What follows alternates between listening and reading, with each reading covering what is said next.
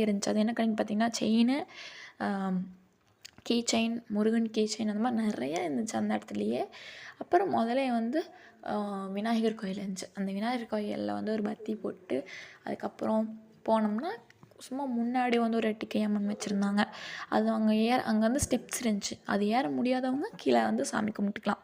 So நாங்களும் ஏற முடியாதுன்னுலாம் இல்லை, அங்கே போய் இந்த சாமி கும்பிட்டு செப்பல் விட்டுட்டு நாங்கள் அங்கே போய் சாமி கும்பிட்டோம். அந்த எட்டுக்கை அம்மன் அங்கேயும் சாமி கும்பிட்டு அங்கே திண்ணூறு கொடுத்தாங்க.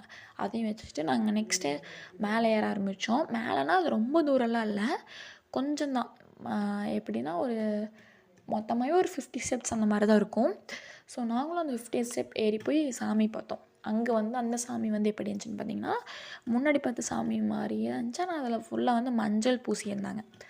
அதில் அந்த சாமிக்கு மஞ்சள் பூசியிருந்தாங்க. அதுக்கப்புறம் அந்த கோயிலில் நிறையா வேண்டுதலுக்கு ஃபோட்டோ, அவங்க ட்ரெஸ் எல்லாம் வச்சுருந்தாங்க. அதெல்லாம் என்னால் கவர் பண்ண முடியல.